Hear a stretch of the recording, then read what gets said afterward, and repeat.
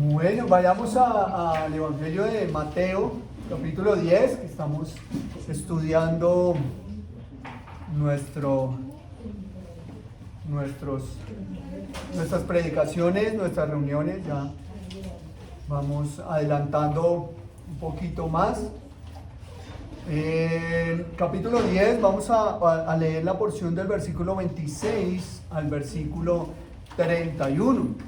Así que no los temáis, porque nada hay encubierto que no haya de ser manifestado, ni oculto que no haya de saberse. Lo que os digo en tinieblas, decidlo en la luz, y lo que os digo al oído, proclamadlo desde las azoteas. Y no temáis a los que matan el cuerpo, mas el alma no pueden matar. Temed más bien a aquel que puede destruir el alma y el cuerpo en el infierno. ¿No se venden dos pajarillos por un cuarto? Con todo, ni uno de ellos cae a tierra sin vuestro Padre, pues aún vuestros cabellos están todos contados. Así que no temáis, más valéis vosotros que muchos pajarillos. La porción que vamos a estar revisando en esta mañana. Recordemos que hemos estado estudiando ya desde el capítulo 10 una enseñanza que Jesucristo va a cambiar, o más bien en la narrativa de Mateo va a cambiar un poco el panorama. Venimos estudiando y hasta el capítulo 9 hablábamos de las obras de Cristo, ¿cierto? Y que él hacía, o Mateo narra milagros y una enseñanza a la iglesia, milagros y una enseñanza a la iglesia, milagros y una enseñanza a la iglesia a nivel general del discurso del Evangelio de Mateo. Pero a partir del capítulo 10 se va a centrar en sus escogidos apóstoles, los que iban a poner el fundamento de la iglesia del Nuevo Testamento. Y comienza con la lista de quiénes eran esos 12, que le dedicamos un buen tiempo a estudiar quiénes eran esos 12 maravillosos hombres del Señor, con los que seguramente nos identificamos más de uno, sobre todo con aquellos momentos en los que estudiábamos que decía que ninguno entendía, ¿cierto? Eso son algunos pasajes que nos identificábamos con ellos. Pero a partir de allí comienza a darle instrucciones a sus apóstoles y a la futura iglesia en esta nueva manera en la que Cristo se estaría manifestando a través del Espíritu Santo, y les está encomendando la misión. Les dice qué hacer, cómo hacer, a dónde ir, cómo deberían ir, a quién y en dónde descansar. Y en medio de esta instrucción también hay una advertencia, y les dice que son enviados como si fueran ovejas. Obviamente, pues no es literal que nosotros seamos ovejas, porque pues no somos animales, somos superiores a las ovejas, pero sí nos define como ovejas, porque las ovejas son dependientes. En un mundo que está lleno de lobos, en donde los lobos son independientes y son cazadores, y siempre están con apetito de cacería. Las ovejas siempre están resguardándose en su pastor, o sea, Cristo, el pastor de la iglesia. Pero en medio de todo esto, a partir del versículo 24, comenzamos un énfasis más allá, que es el tema del discipulado. Fue lo que hace 8 días vimos. Y quisiera recordar un poco cómo podríamos dividir hasta el final del capítulo 10 las características del discipulado bíblico a la luz de Mateo capítulo 10. Y decíamos hace 8 días, del versículo 24 al 25, que el discípulo, la primera característica de un discípulo es que imita a su maestro, ¿cierto? Es la primera característica. Luego, lo que vamos a estudiar hoy, del versículo 26 al 31, es que el discípulo de Cristo no tiene miedo por causa de las persecuciones del mundo, por causa del Evangelio. Lo tercero que vamos a ver, que está en el versículo 32 y 33, es que el discípulo de Cristo confiesa a su Señor, ¿sí? Confiesa a su Señor. Luego podemos ver del 34 al 37 que el verdadero discípulo es aquel que prefiere a Cristo por encima aún de su familia. No estamos llamando a odiar a los padres, a los hijos, no, es amar más al Señor, ¿cierto? Y del 38 al 39 vamos a ver que el discípulo que ama a su maestro entrega su vida voluntariamente por la causa de Cristo. Y al final, ya del capítulo 10, del 40 al 42, nos habla de una recompensa de Cristo a sus discípulos. Son parte de las características de un discipulado. Decíamos que el discipulado, ¿cierto?, no es sentarse a responder preguntas, porque uno en un colegio se sienta a responder preguntas, ¿cierto?, y no está siendo discipulado, está adquiriendo conocimiento. El discipulado es el crecimiento juntos, ¿cierto?, como la iglesia de Cristo. Por eso es tan importante el compromiso de la iglesia local, decíamos, porque es la única manera en la que crecemos. Podemos encontrar respuestas en internet, podemos meternos a YouTube y encontrar cualquier cantidad de respuestas, y no necesitamos una iglesia local para aprender, porque no lo necesitamos. Es más, si no sabes de hebreo y griego bíblico, pues puedes buscar una página en internet que se llama Biblia Paralela, ¿cierto? Logos interlineal, y ahí podrás ver la versión en el original y la traducción de una manera muy práctica. Entonces, para adquirir conocimiento, pues no se necesita, digamos, congregarse, porque solo cuesta comprar un libro y leerlo, ¿cierto? Pero eso no es lo que la Escritura llama. O sea, Jesús no está diciendo adquiere conocimiento. Jesús está hablando del discipulado, y el discipulado es mucho más que adquirir conocimiento. Entonces, una iglesia local va a coger más importancia, porque no es el simple conocimiento. Es más, el discipulado es dar y recibir. Dios nos dotó con dones, y ¿dónde los vamos a poner en práctica si no es con nuestros hermanos? Pero si estamos solos, pues obviamente no podremos ser fieles administradores de lo que Dios nos dio. Entonces, el discipulado no es simplemente tener conocimiento, sino crecer juntos, modelarnos, animarnos, y pues necesitamos estar unos con otros, como los apóstoles estuvieron con su maestro. La primera característica que vimos fue que el discípulo imita a su maestro, que es lo que dice el versículo 24 y 25, que dice que el discípulo imita a su maestro. Eso es lo primero que debemos tener en cuenta. Lo que hoy vamos a ver es la segunda característica del discipulado, y es que el discípulo de Cristo no teme por la persecución, no tiene temor, no tiene miedo por la persecución. Entonces hoy vamos a ver eso. El primer punto es precisamente el discipulado de Cristo no tiene miedo por la persecución, y lo segundo que veremos hoy es por qué razón y a quién sí debemos tenerle miedo. ¿A quién sí deberíamos tenerle miedo? Y no se lo voy a preguntar a los niños, porque seguramente ellos lo tienen claro, ¿cierto? Ellos lo tienen, porque ellos ya vieron, ¿cierto?, uno de los versículos que leímos, que vamos a mirar esta mañana. Entonces, debemos tener en cuenta esa segunda característica de lo que es un discípulo de Cristo, que no tiene miedo por la persecución. El miedo es algo que nos caracteriza y es algo que nos paraliza en algunas ocasiones. Por miedo muchas veces no hacemos cosas. Por miedo muchas veces nos refrenamos, ¿cierto? Pero la palabra de Dios habla de el miedo, y muchas veces va a mencionar el concepto del miedo. Y en el hebreo hay diferentes palabras originales. En nuestra traducción, dependiendo de la traducción que tengamos, por lo general es temor o miedo, ¿cierto? Pero es difícil poder distinguir a qué se refiere la Escritura, porque la palabra temor tiene varios sentidos en la Escritura. La palabra temor dice reverencia, ¿cierto? Pero también habla de miedo, pero también es pavor o pánico. ¿Cuál de las tres, si la Escritura en nuestro idioma se define temor? Entonces vamos a mirar a qué se refiere Jesús cuando habla de no temáis. Por otro lado, el Señor sabe que nosotros somos personas de miedo. Bueno, no somos de miedo, somos miedosos, ¿cierto? Y nos dan miedo muchas cosas. De hecho, una de las razones por las cuales muchas personas no quieren tener hijos es porque les da miedo lo que ustedes están afrontando, que es la crianza de los hijos. Es un reto impresionante. Yo sé que ustedes, como papás, bueno, mamás, porque aquí hoy los papás tuvieron el día libre, como mamás y como padres, les ha tocado enfrentar el futuro de sus hijos, un futuro incierto. Muchas veces, estoy seguro, cuéntenoslo o no nos lo cuenten, creo que no es difícil saberlo, que se han tenido que sentar y decir, ¿y ahora yo qué hago?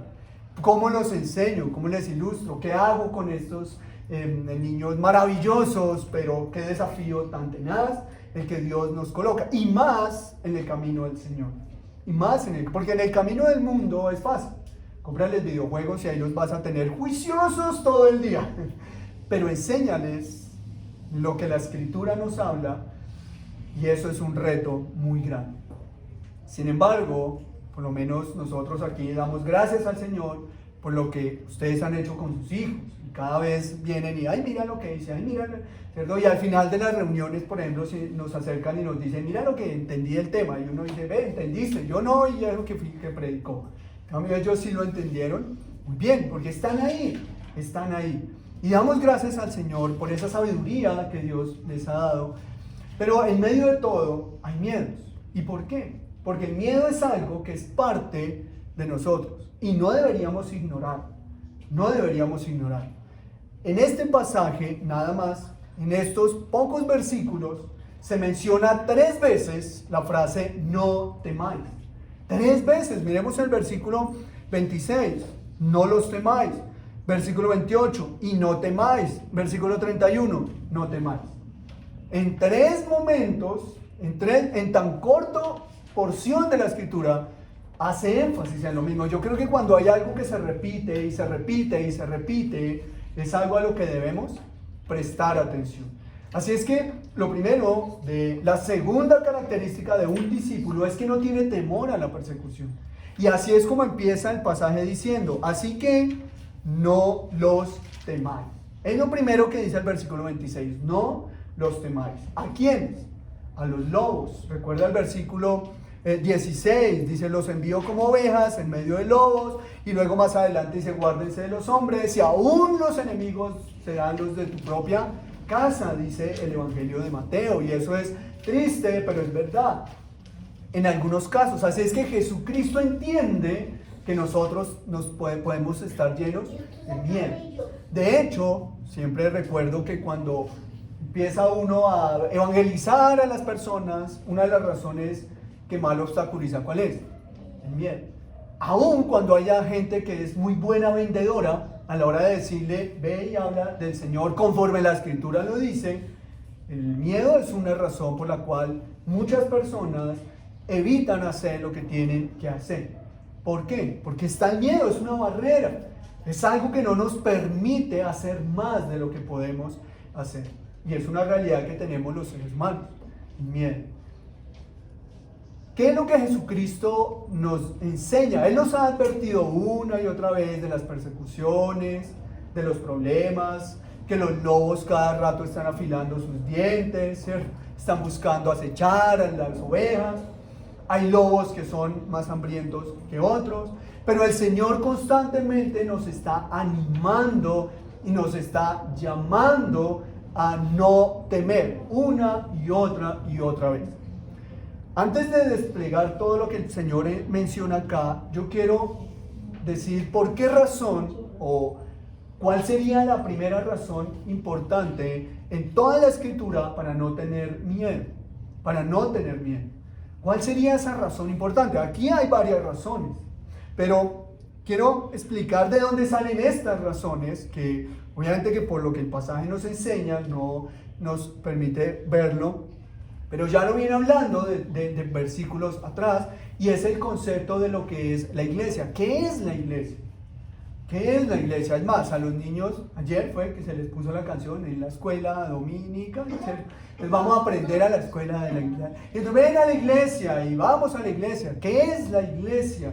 Evidentemente hay 2 conceptos, que es la iglesia desde el sentido del cuerpo de Cristo, es decir, todo el creyente es la iglesia, todo el que ha nacido de nuevo, todo el que tiene al Espíritu Santo es en singular, iglesia de Cristo. Pero también hay un aspecto aplicado, y es la iglesia local, es decir, cada una de las denominaciones o congregaciones que sean bíblicas y que sean del Señor son la iglesia de Cristo. Pero, ¿qué es la iglesia? ¿Qué es ese concepto iglesia? Normalmente iríamos al griego eclesia, ¿cierto? Que es el término más común para definir la iglesia. Eclesia es iglesia, que es una congregación de personas. pero tiene una particularidad, es llamar a los que están fuera para que vengan. Esa es la implicación de la palabra eclesia o eclesía, llamar a los que están fuera. Entonces la iglesia es, vengan ustedes aquí. ¿A dónde? A donde está Cristo Jesús. Pero quiero ir un poco más allá, y es que cuando miramos en el inglés, en el idioma inglés, ¿cierto? Ahí me perdonarán, mi inglés no es el más apto, mi inglés es C menos 10, ¿cierto? Dice 1 ni B1, no es menos C menos 10. El término iglesia es church.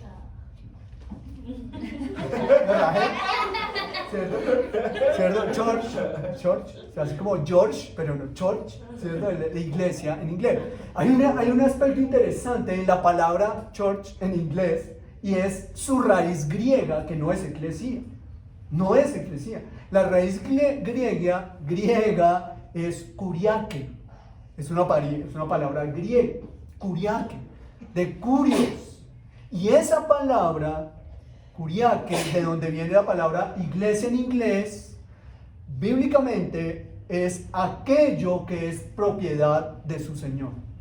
Aquello que es propiedad de su Señor. Es decir, en español, eclesía, que es un término bíblico griego, se traduce como la congregación de gente que es llamada de afuera. Es decir, llamamos a los que no son creyentes para que sean creyentes. Pero en inglés, el griego, que también está en la escritura, es que ese lugar donde la gente se reúne, que ha sido llamada de afuera, ahora es propiedad de su Señor.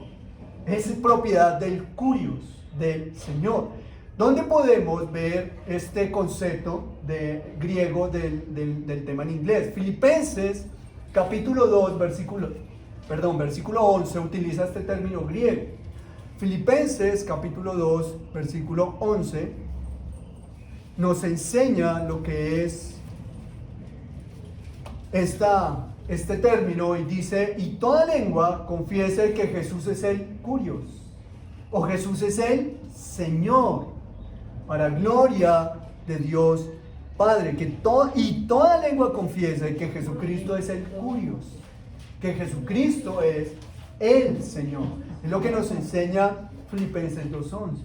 Y eso ya es un tema más profundo de lo que es la iglesia, porque la iglesia es que nosotros le pertenecemos a nuestro Señor. Le pertenecemos a nuestro Señor. Entonces somos un grupo de personas que no éramos de la iglesia de Cristo, fuimos llamados a ser de la iglesia de Cristo, pero para ser propiedad de Cristo. Eso es el significado de iglesia. ¿Lo repito? Uy, qué difícil. Filipenses 2:11. Y toda lengua confiese que Jesucristo es el Señor, para gloria de Dios Padre. ¿Cierto? Ese término Señor es kurios. Kurios. De donde viene la palabra iglesia en el inglés. ¿Cierto? Entonces, ¿qué es lo que nos está enseñando? Que la iglesia es propiedad del amo de la iglesia, del Señor. Ahora, alguien podría decir que pues de pronto por la falta de conocimiento hebreo y griego hay muchas cosas que no adquirimos. Sí, eso es cierto, es un poco limitado, pero no necesitamos conocer y estudiar, aunque sí lo necesitamos a la hora de predicar. Yo sí creo que todo predicador debería estudiar griego y hebreo, así sea algo básico y fundamental. Pero aún así, vayamos a 1 Corintios capítulo 6, versículo 19 al 20, para entender que la escritura literalmente dice lo que estamos hablando sobre la iglesia. 1 Corintios capítulo 6, versículos 19 al 20. Dice 1 Corintios 6: ¿o ignoráis que vuestro cuerpo es templo del Espíritu Santo, el cual está en vosotros, el cual tenéis de Dios, y que no sois vuestro? Porque habéis sido comprados por precio. Glorificad pues a Dios en vuestro cuerpo y en vuestro espíritu, los cuales son de Dios. Creo que no necesitamos ir a los griegos y hebreos, simplemente leer este pasaje y lo comprenderíamos, que ya somos propiedad de quién, de quien nos compró, de quien compró a la iglesia. Hay algunos aspectos allí que rápidamente quiero mencionar. El pasaje nos enseña primero que somos templo del Espíritu Santo. Es decir, ¿quién habita en el creyente? El Espíritu Santo. Pero ¿qué significa que el Espíritu Santo habita en el creyente? ¿Que la tercera persona de la Trinidad habita en el creyente? ¿O que la plenitud de la deidad de Dios habita en el creyente? ¿Qué es lo que significa la presencia del Espíritu Santo en el creyente? No es simplemente que la tercera, es que el Espíritu está en mí. No, Dios, la plenitud de Dios está en el creyente. Y eso tiene mucho que enseñarnos. Por eso Jesús dice, no temáis. Porque es que la plenitud de Dios está en ti, si has nacido de nuevo. Tienes al Señor mismo en ti. Es lo que está diciendo Pablo en Corintios. Lo segundo es que no solo significa que Dios esté a través del Espíritu Santo, sino que nuestro cuerpo no nos pertenece. Así, no nos pertenece. Y no se trata de que pensemos en el que se hace tatuaje, porque siempre la discusión del cristiano es esa. Si ven por qué le digo que no se haga tatuajes, porque es que el cuerpo no es suyo, y en parte es verdad. Si ven por qué le digo que no fume, porque es que está acabando con un cuerpo que no es suyo, y es verdad. Pero que hay aquellos que somos apasionados con el deporte extremo. ¿No estamos poniendo en riesgo nuestra vida? Sí, no es nuestro cuerpo. ¿Lo estaremos administrando bien? ¿Qué hay de la alimentación? Y no estoy hablando de las dietas, del veganismo, no. De la alimentación, del descanso. ¿Cuántas horas trabajas? ¿Cuántas horas descansas? ¿Cuántas horas compartes una vida de humanos y no de máquinas como hoy en día, que somos máquinas de hacer y hacer y hacer y hacer? No. Es el cuerpo de Dios. ¿Por qué razón se aprobó el aborto? Porque es mi cuerpo. ¿Por qué razón se habla del suicidio? Porque es mi vida.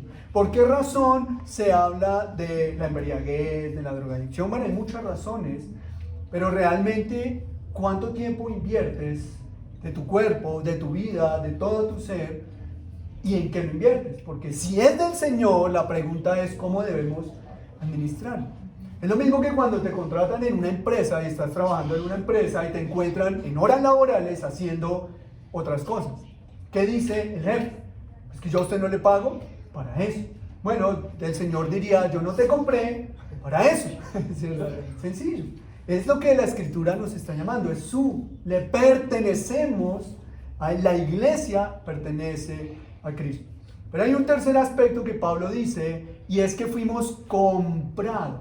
Cuando tú compras algo, eso que compraste, ¿a quién le pertenece? O sea, si yo compré algo, ¿de quién es?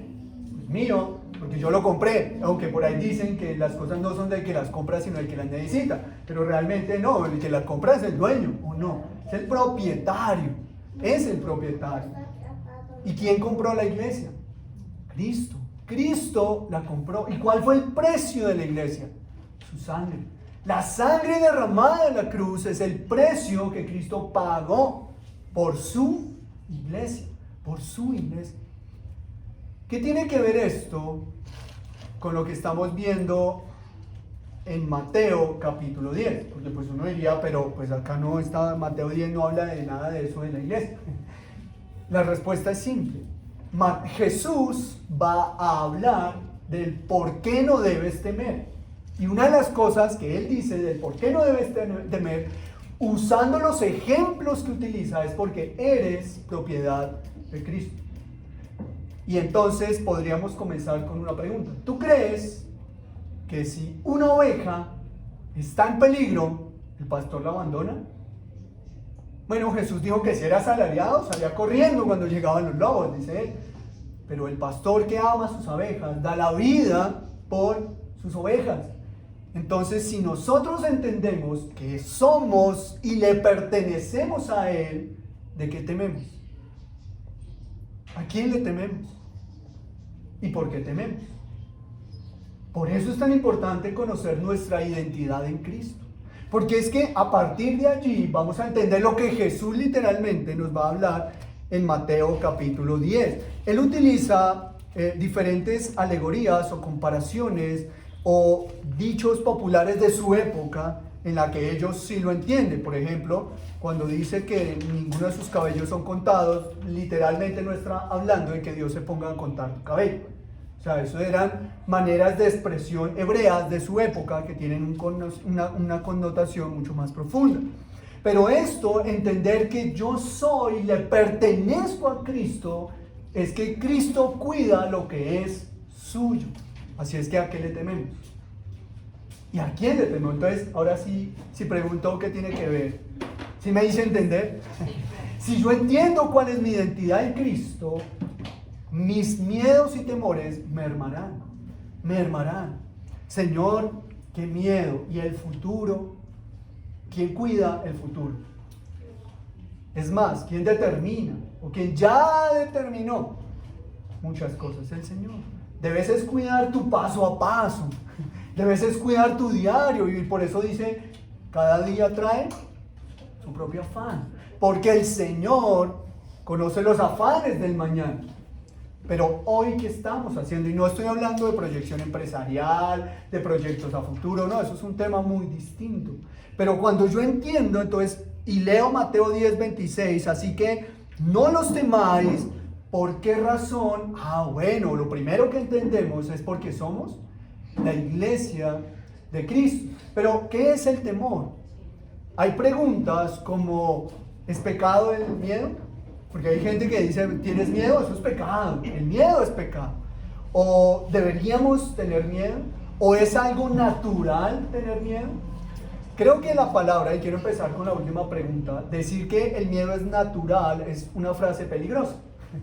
¿Por qué? Porque es lo mismo que decir que la muerte es un proceso natural.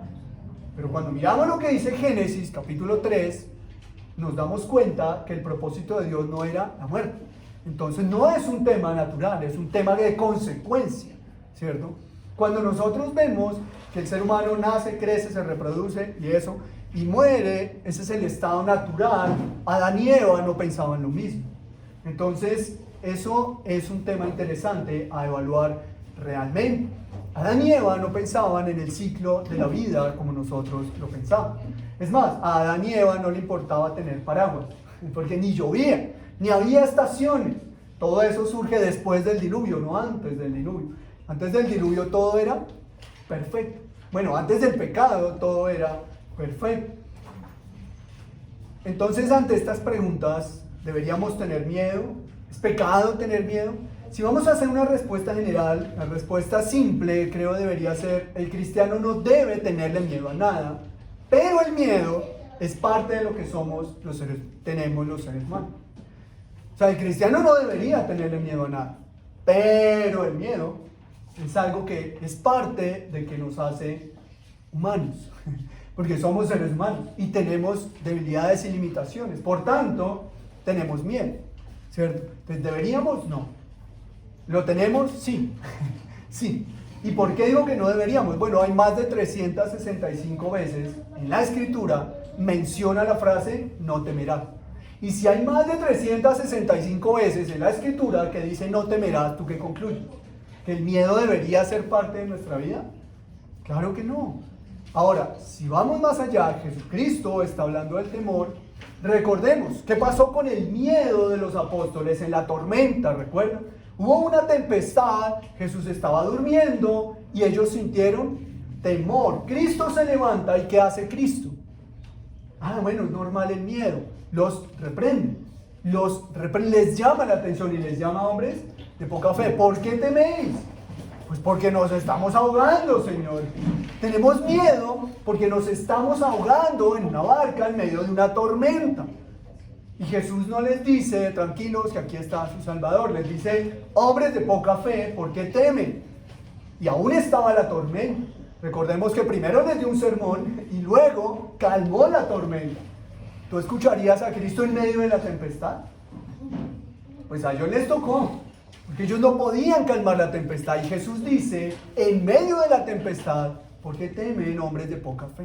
Así es que el temor es el antagónico o lo opuesto o el resultado de una fe que no es fortalecida o madura en el Señor. Entonces, ¿deberíamos? No, no deberíamos. Pero también hay otro suceso en la Escritura en donde ellos iban en la barca nuevamente, ¿cierto? Y Jesús camina sobre el mar. Y ellos, ¿qué dicen? Se asustan, ¿cierto? Dice Mateo 14, dice que se asustaron y dijeron, es un fantasma.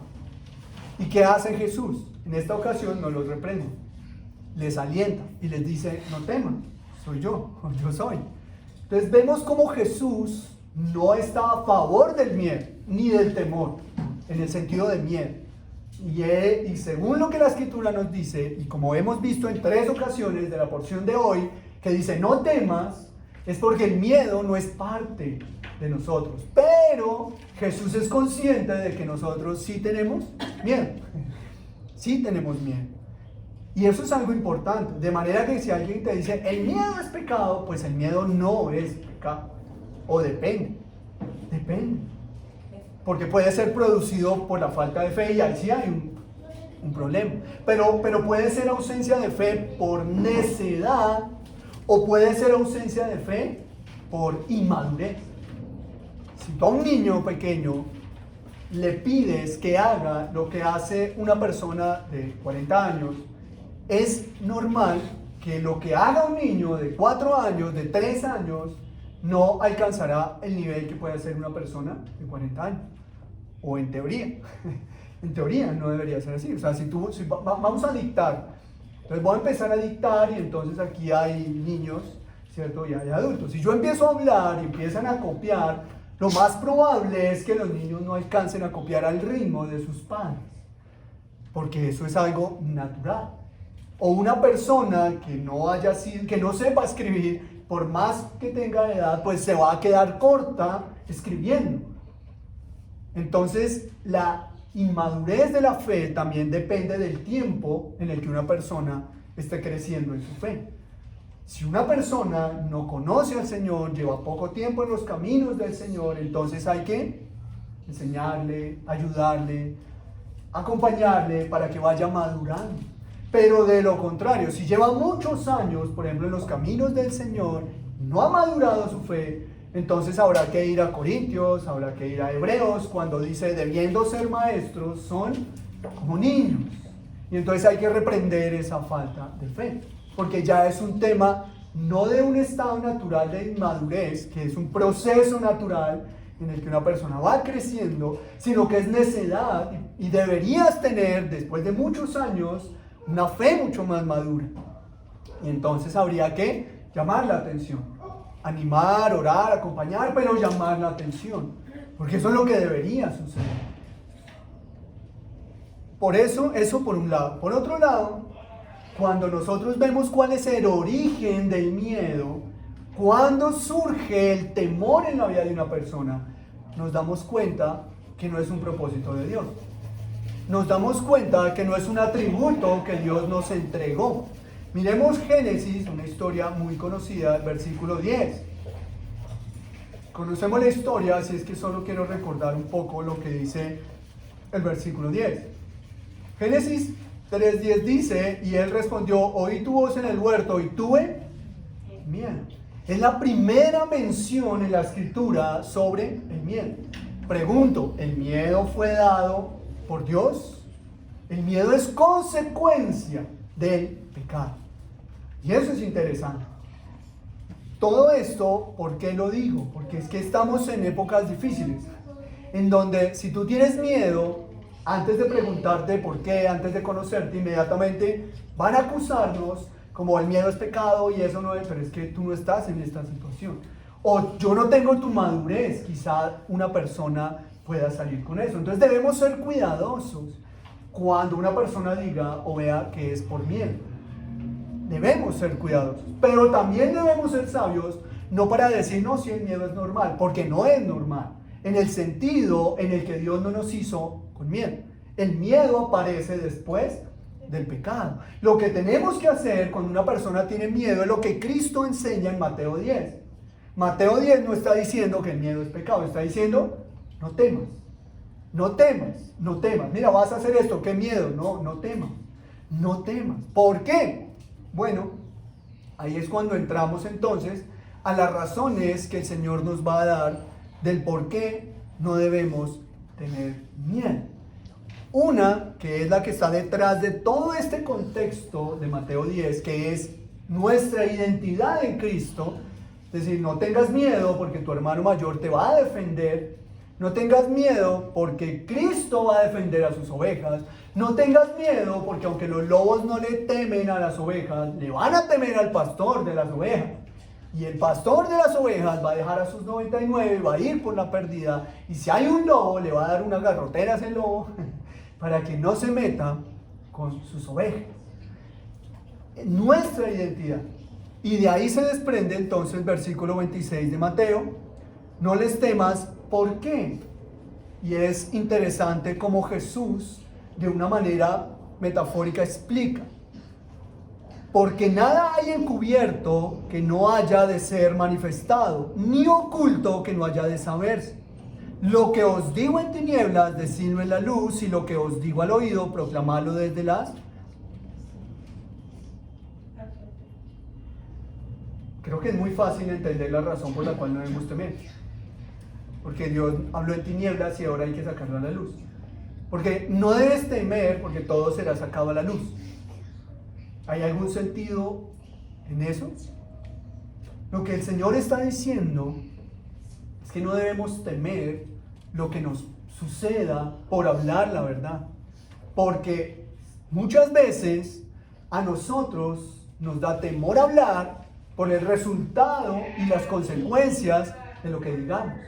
Pero si tú no lo dices, eso que tienes que decir, que no dices, tarde que temprano, se sabrá. Y como se sabrá, ¿cierto? Como se sabrá lo que debemos decir, eso que debemos decir, todo el mundo lo sabrá, pues es mejor que lo digas tú. Porque si tú no lo dices, igual se va a saber. Entonces, uno a veces, por ejemplo, dice, no, pues yo cómo le voy a hablar a la gente del infierno. Pues tú no lo digas, no te preocupas, igual la gente va para allá. Entonces no es mejor hablarle la verdad. ¿Por qué temes hablar la verdad? Si tarde que temprano igual se va a saber, pues es mejor hablar la verdad. Porque lo que Cristo habló en tinieblas, es decir, no en maldad, sino en lo secreto, eso será anunciado a la luz, contigo o sin ti. Pero el Señor nos llamó a hacerlo. Ahora, si no lo hace, no es que nadie lo vaya a saber. Es que tú te pierdes el privilegio de servir al Señor. Y más aún, cuando el Señor te llame a cuentas y te digas, ¿hiciste lo que te pedí? ¿Qué vamos a decir? No, Señor, yo sabía que tú eras un Dios, un Señor fuerte y guerrero y donde cosechas donde no has sembrado. Y entonces, ¿por qué no hablaste? O sea, ¿qué verdades ocultamos que nadie vaya a conocer? Ninguna. El mundo conocerá quién es el Señor. El mundo conocerá la verdad de la palabra de Dios. Así es que, ¿cuál es la razón para no decirlo? No temas. Porque si tú no lo dices, igual a la luz saldrá. Si tú no hablas de que la gente que no cree se va al infierno, no importa, la gente lo va a saber. Ahora, yo no estoy hablando de estar amenazando, estoy hablando de predicar lo que Cristo enseñó. Y es lo que le está diciendo, mira, el conocimiento de Dios que tú no quieras decir por temor, se va a revelar. Ejemplos que hemos puesto nosotros, porque a veces uno habla de otros. No, ¿qué nos ha pasado? Y reitero, últimamente he usado mucho a los niños como ejemplo, ¿cierto?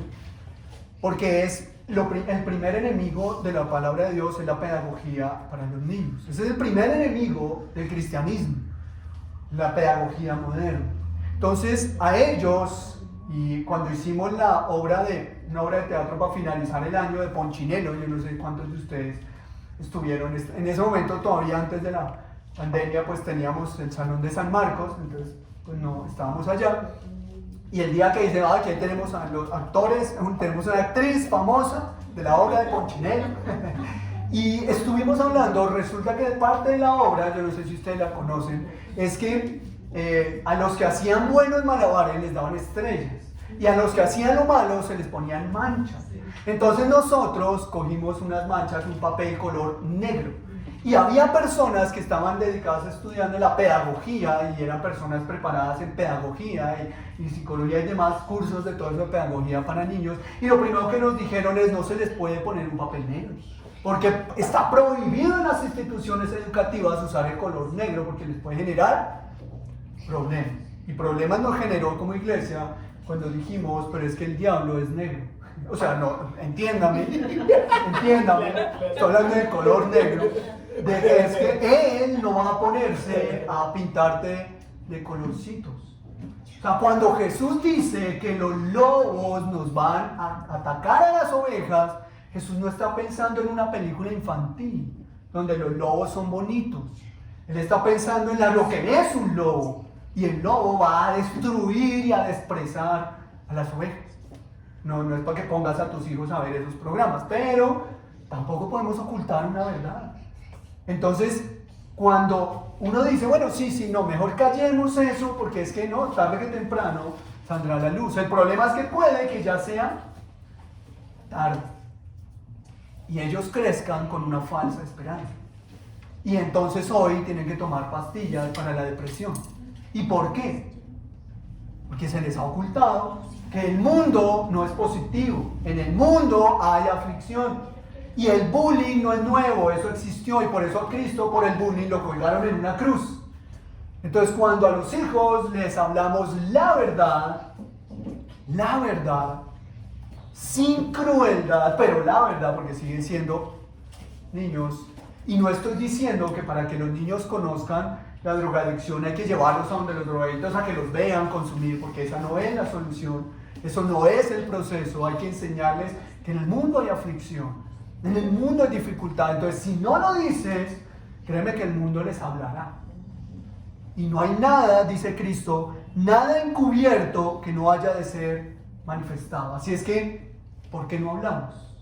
Porque nos da temor de hablar lo que un día igual será manifestado. Y si va a ser manifestado, ¿por qué no hablamos? Y el versículo 27, cuando dice que en tinieblas, lo que os digo en tinieblas, díganlo a la luz, y lo que les he dicho al oído, proclámenlo desde las azoteas, es otra metáfora para decir lo mismo.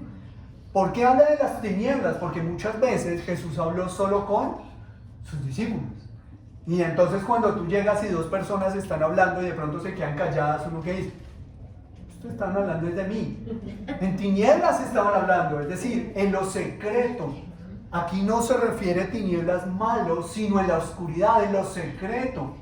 Y por eso le dicen a Jesús en una ocasión, ¿por qué hablas en parábolas? Y él que dijo, para que teniendo oídos, no oigan. ¿Por qué? Porque los misterios, dice Jesús, del reino de los cielos os he revelado a vosotros, a la iglesia, no más.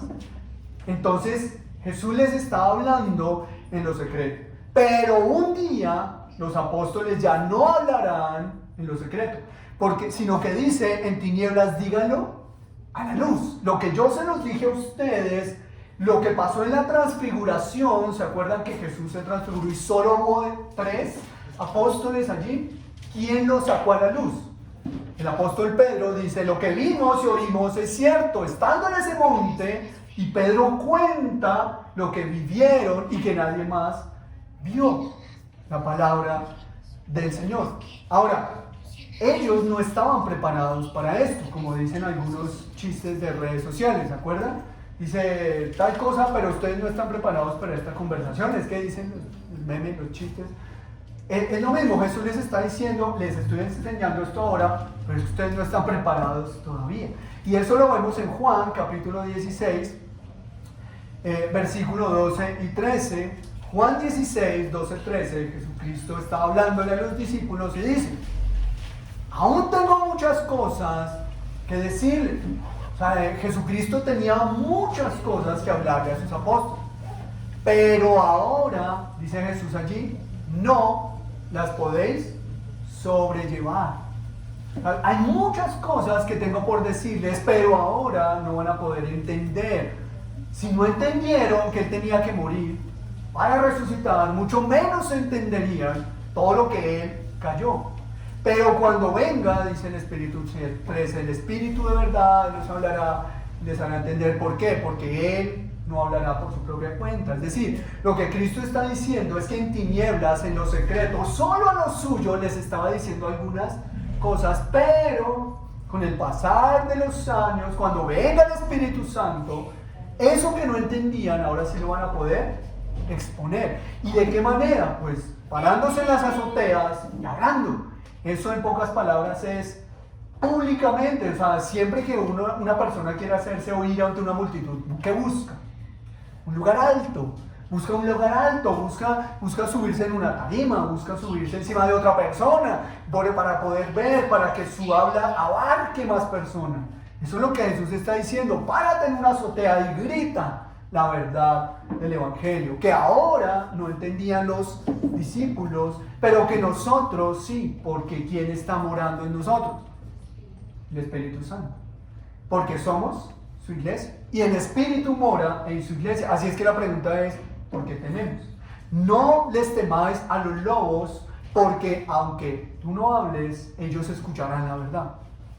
Entonces no hay razón para no hablar la verdad de Cristo, porque la verdad saldrá a la luz a través de la iglesia. Y yo no sé cómo se han sentido cuando a veces no se le habla a una persona del Señor. Y luego, uy, ¿yo por qué no le hablé? Ay, yo tenía o si le hubiera dicho, entonces es mejor hablar, porque alguien le hablará. Y hay algo doloroso, y es que las personas reclaman iglesias bíblicas. Las personas reclaman iglesias bíblicas. Pero ¿dónde está la iglesia bíblica del Señor? ¿Dónde está? ¿Dónde está la iglesia bíblica del Señor? ¿Estamos predicando la palabra? Uno a veces se encuentra iglesias donde uno dice, esta no es una iglesia del Señor, pero está, y uno busca una iglesia de sana doctrina y no está. ¿Por qué? Ahora, tenemos convicciones de que no somos la iglesia los que salvamos a las personas, pero son los otros los que se mueven. Y eso es algo que deberíamos ver, porque Jesús está diciendo que debemos aún en las azoteas hablar. Ahora, continúa el versículo 29 diciendo lo que comenzamos hablando del significado de la iglesia. Y él les dice, 28, dice, y no temáis a los que matan el cuerpo, mas el alma no puede matar. Lo primero es que la iglesia de Cristo no le tiene miedo a la persecución. Eso es lo que estamos hablando. La iglesia de Cristo no le tiene miedo a la persecución del mundo, es decir, no le tenemos miedo a las ovejas. ¿A quién le debemos tener miedo? Bueno, este versículo dice, ¿a quién deberíamos tenerle miedo? No teman a los que matan el cuerpo, y no, mas el alma no pueden matar. Temed de más bien a quiénes, a los que pueden destruir el alma y el cuerpo en el infierno. Uno de los graves problemas del cristiano, y por eso tiene miedo, hace cosas que no son, es el desconocimiento de la palabra de Dios. La gente cree que Satanás está sentado en el trono del infierno, recibiendo y ganando gente para su reino. Resulta que la palabra de Dios dice que Satanás sufrirá condenación eterna en el infierno. No es el trono de Satanás, no es el reino de él. Eso no es verdad. Satanás no reina en el infierno. Apocalipsis dice que él será en tormento eterno, en la condenación eterna. Porque ¿quién es el que reina en el infierno? Dios. Dios es el que reina en el infierno. Lo más tenaz, decía Sproul, y me parece completamente correcto, ¿cierto? A la luz de la Escritura, lo más tenaz, lo más difícil, lo más terrible del infierno es la presencia de Dios. Porque en el infierno no está la misericordia, no está la bondad, no está el amor de Dios, está la ira de Dios. Y por eso dice allí que el único que mata el cuerpo y el alma, ¿quién es? Dios. Así es que si vamos a tenerle miedo a alguien, es a Dios. Porque es que los lobos acabarán con el cuerpo. Una enfermedad acaba con el cuerpo. ¿O no? La edad acaba con el cuerpo. La gente hoy en día paga para que sus dientecitos estén bien puestos. Y Eclesiastés dice, como lo dice la nueva versión internacional, que las molenderas se caerán. Así lo traduce la nueva versión, la versión internacional. Entonces, ¿qué nos angustia? Pues claro, yo entiendo que los dientes son importantes para alimentarnos, para hablar, pero O sea, si no tienes que hacer con 3, 4 millones, pues dime, yo sí tengo mucho por hacer, pero pagar 4 millones para que te pongan un diente, o más que ponerte lo que te lo pongan blanquito cuando los dientes ni siquiera son blancos, empezando por ahí. Un diseño de sonrisa, pues sí, paga todos los diseños que quieras, tarde que temprano estarán allí. Y cuando fallezcan los quitarán y se los venderán a los odontólogos para que crean entonces, ay, esa caja, ¿no? Eso ya fue esterilizado. Entonces, el cuerpo, bueno, si le van a poner dientes, pónganle, no estoy diciendo que no, pero a lo que me refiero es que el cuerpo, cualquier cosa lo destruye, entonces ¿a qué le temen? ¿Al mundo? ¿A las burlas? ¿Sabes qué es lo que le tememos? Tememos nuestra imagen. Pero, ¿ellos qué nos pueden hacer? El mundo qué nos puede hacer, aparte de generarnos dolor, pero eso es físico. Heridas físicas de pronto, pero ¿eso qué? Claro, eso es tenaz. Yo no estoy diciendo cuando digo eso qué, no estoy menospreciando lo difícil y lo duro que es, por ejemplo, cuando a Pablo lo azotaban, a Cristo lo azotaron, a Cristo lo golpearon, a Cristo lo insultaron y él sufrió. Pero la pregunta es, ¿qué es eso comparado con aquel que mata el alma?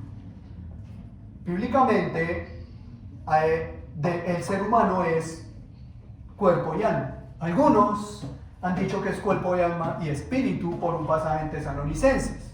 Pero realmente, Pablo en Tesalonicenses no está interesado en definir antropológicamente qué es el ser humano. O sea, Pablo no está diciendo, como el ser humano es cuerpo, alma y espíritu, entonces busca al Señor con eso, ¿no? Pablo está diciendo que busques al Señor con el cuerpo y con el alma. Como son filósofos de Tesalónica, si ustedes creen en algo más, pues con eso, en su ser interior, tu pensamiento, tu fuerza, todo tu ser. Solo hay un versículo bíblico que dice cómo está constituido, cómo está hecho el ser humano, y en Génesis capítulo 1 y capítulo 2. Y Génesis 1 y 2 dicen que el ser humano es cuerpo y alma, no más. No hay ninguna otra descripción de cómo es el ser humano. Lo que pasa es que el ser interior, el hombre interior, la mente, el corazón, el alma, el espíritu, todo es lo mismo, lo mismo. Son intercambiables, es decir, se puede usar el uno o se puede usar el otro, o cuando se hace énfasis por el tipo de literatura que vemos en la escritura, se mencionan algunas veces unidos, pero no porque sean diferentes, sino porque está haciendo un énfasis importante en ese aspecto. Así es que la pregunta es, ¿a quién le debemos tener miedo? Según Jesucristo en Mateo 10, 28. No temas ni a los lobos, no le temas a Satanás, no le temas al mundo, témele a Dios. Si le vas a tener miedo a alguien, es a Dios. Yo pregunto, a la luz de lo que empezamos a definir como iglesia, ¿debemos temer a Dios si somos su iglesia? ¿Sí es porque es tan importante entender quién somos en Cristo?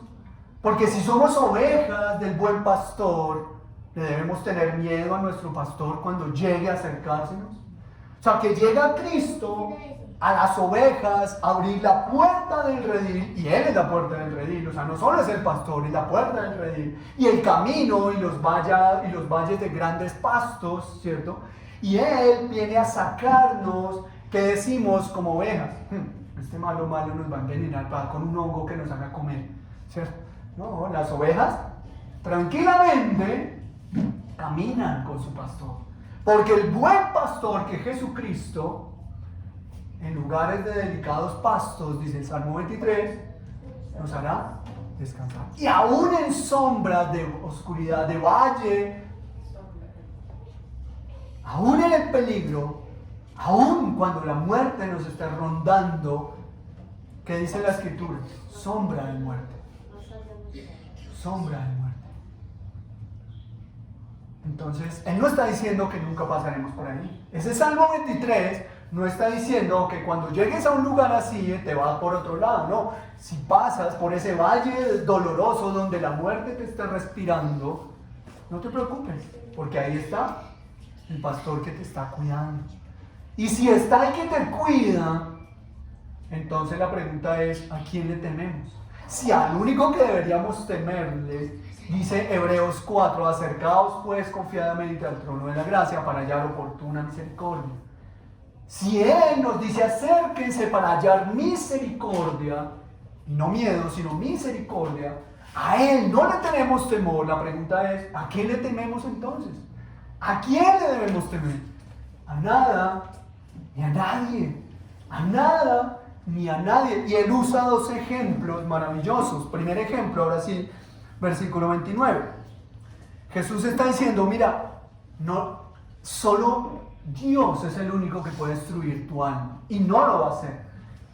O bueno, lo hará el incrédulo. Lo hará, dice ahí en el infierno el incrédulo. Y ese Dios, dice el versículo 20, no se venden dos pajarillos, o más literalmente golondrinas pequeñas o gorriones, por un cuarto. ¿Qué es esa pregunta?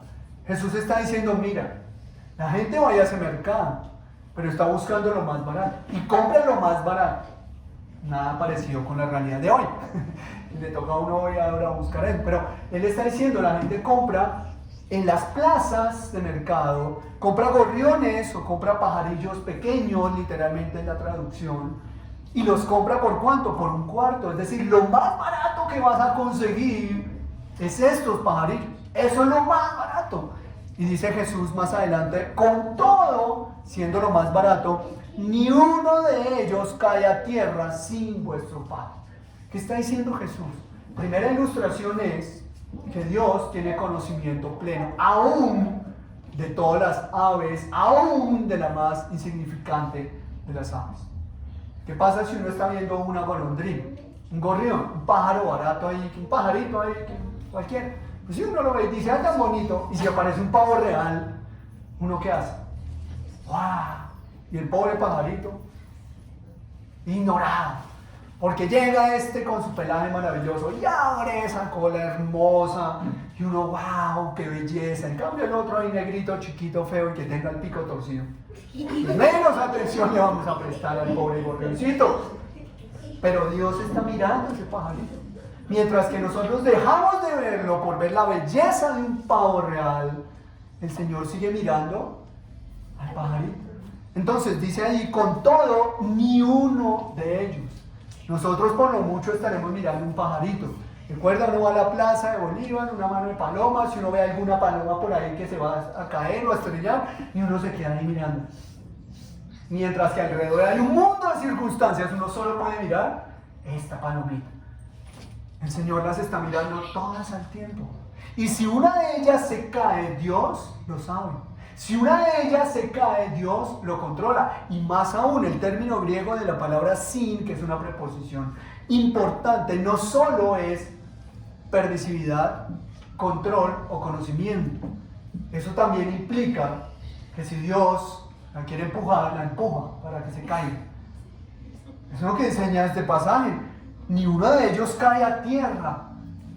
Dios lo sabe, Dios lo controla, Dios lo permite o Dios lo empuja. Cualquiera, pero todo depende de Dios, del pájaro más insignificante. Pero luego dice en versículo 30, pues aún vuestros cabellos están todos contados. La ciencia dice que nosotros tenemos alrededor de 5 millones de folículos en el cuerpo y que alrededor de 100.000 o 150.000 por promedio son los cabellos que tenemos en nuestra cabeza. Pero hay cualquier cantidad de factores por los cuales nos puede hacer más o menos. Me pregunto, ¿Dios está hablando de promedios? Jesús no está hablando de promedios. Jesús está hablando de cosas insignificantes. Pero aún de eso, que no nos importa mucho en nuestra vida, ¿cierto?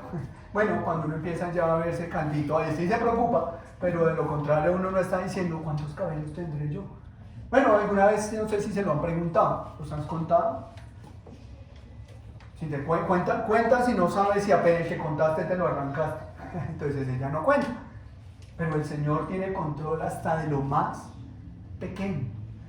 Y Él dice al final una pregunta, una afirmación, en versículo 31, más valéis vosotros que muchos pajarillos. 3 veces dice, no temáis. ¿Por qué? 1, porque si tú temes y no hablas, el que pierde eres tú. Porque finalmente el privilegio de servir al Señor y de hablar lo que Él nos dice, pues se hará conocer. Que mejor servirle a Dios y hablar lo que Él está diciendo. Lo segundo es que no temamos porque Dios es Dios y Él nos guardará, nos cuidará, nos protegerá. Y Dios vela por sus ovejas. Y si nos hacen daño, el daño es tan inferior a la verdad de Cristo y el cuidado de Cristo y la obra de Cristo, empezando porque todo el dolor que sufras nunca se llegará al sufrimiento de Cristo, ¿cierto? Ese sufrimiento es tan pequeño, no debe ponernos a sufrir. Sufrimos es porque, lo vivimos, pero realmente es para que lo suframos, ¿no? Es temporal. Pablo dijo, pero ningún sufrimiento aquí se compara con la gloria venidera, porque se trata de Dios, se trata de Dios, se trata del Señor. Ahora, con esto no estoy llamando al desorden cristiano, es decir, que la gente osada e irresponsablemente dice, pues yo no voy a temer y vaya, ¿no? Pues acordémonos que Jesús en versículos anteriores, y lo hemos predicado ya en este estudio de Mateo, 15, 20 días, dice, tengan cuidado, sean astutos, sean sabios, no sean irresponsables por hablar del Evangelio. Y la vez pasada decíamos que Él dice allí, si los persiguen en una ciudad y no los quieren escuchar, pues váyanse. No, es que yo soy el mártir, ten cuidado, porque decíamos que no todos los mártires agradan al Señor, porque a veces uno es un mártir por su propio orgullo. Y pusimos ejemplos en donde Jesús no quiso ir a Judea porque lo iban a matar. Los apóstoles se fueron porque los iban a matar. Jesús no volvió a Cafarnaúm porque no lo iban a escuchar. Entonces vimos muchos ejemplos que cuando hay que huir, hay que huir. Cuando hay que guardar silencio, hay que guardar silencio. Pero la gran mayoría de veces, cuando podamos hablar y cuando hablemos, no tengamos temor. Y eso sí que es algo con lo que debemos luchar. Con lo que debemos luchar. Algunos más que otros. Algunos más que otros. De manera que la segunda característica de un discípulo de Cristo es que no tiene miedo a las persecuciones venideras. Para concluir, quiero entonces cerrar y resumir lo que hemos visto. Lo primero, vuelvo y digo, el discípulo que imita a su maestro, que es la primera categoría, la característica. El discípulo que imita a su maestro no tiene miedo ni del mundo ni de Satanás. Por eso esos shows cristianos de que Satanás te abrió la puerta, te levantó la falda, botó las sillas, pues déjalo, que si tumbó las cosas las arregle, ¿para qué las desordena? Sí. Esos son puros shows ahí que Satanás es el único glorificado y Satanás está ganando la batalla. ¿La vencerá? No, nunca. Él está derrotado, él está atado, él no tiene autoridad.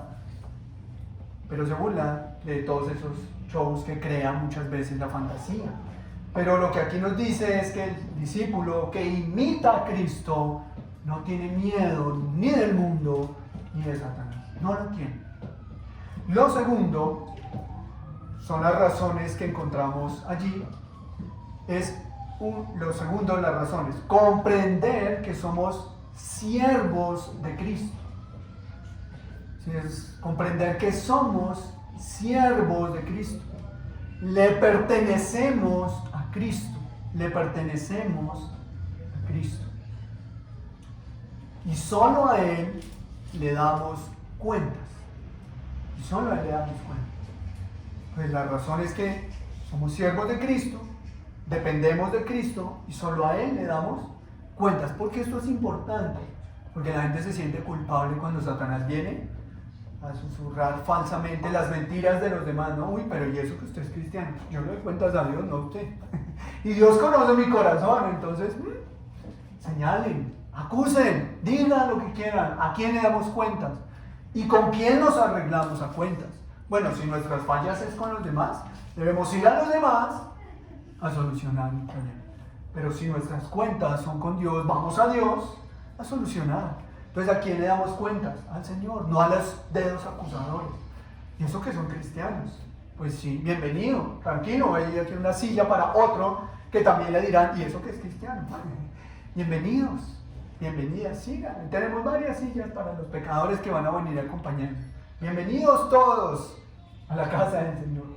Entonces es interesante entender que le damos cuentas a Él. Somos de Él, dependemos de Él y damos cuentas a Él.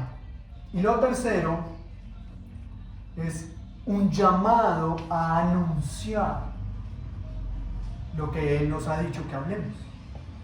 Porque es que Él no está diciendo "Ay, no temas", Él está diciendo no temas porque es que vas a ir a hablar, vas a ir a anunciar, vas a ir a enseñar, es por eso, vas a sacar a la luz, vas a estar en azoteas hablando la verdad. Por eso es que no hay que tener miedo, no temamos, porque hay que ir a anunciar la verdad de Cristo, hay que hacerlo, hay que hacerlo. Y eso es un tema que valdría la pena evaluar, cómo le estamos sirviendo al Señor. Antes de orar, reitero, dos características de un discipulado que hemos visto en estos últimos 2 fines de semana a partir del versículo 24 de Mateo 10. La primera característica es que un discípulo imita a su maestro, ¿cierto? Y la segunda, que la vimos hoy, es que el discípulo no tiene miedo del mundo ni de Satanás. Así que no nos preocupemos por lo que el mundo diga ahora. Preocúpate por lo que Dios diga de ti. No temas de lo que el mundo diga. Preocupémonos por lo que Dios diga. ¿No sería maravilloso que el día del tribunal de Cristo el Señor dijera: buen siervo y fiel has sido, entra al de tu Señor? Has hecho tesoros en los cielos. O como dice 1 Corintios 3, has edificado tu vida cristiana como el oro, las piedras preciosas y la plata, que cuando pasan por fuego no se consumen. Y no que diga: pues te salvaste, pero fue por Cristo, porque tus obras fueron como la madera llena de la hojarasca que se quemaron. Te salvas porque Cristo es tu Salvador, pero el resto déjeme decirte que tu vida cristiana fue como la madera pasada por el fuego. Qué bueno decirle al Señor: Señor, aquí estoy. Y que Él diga: pocos azotes vas a recibir por ser fiel. Pero gracias, Señor. Gracias. Qué bueno eso. Así es que no evadamos tampoco las disciplinas para los hijos, que el Señor nos disciplina. Miremos al Señor y pensemos en Él. No te preocupes por el mundo, preocúpate por lo que Dios diga. Eso es lo que nos debe angustiar. ¿Qué Dios piensa de ti? Oremos.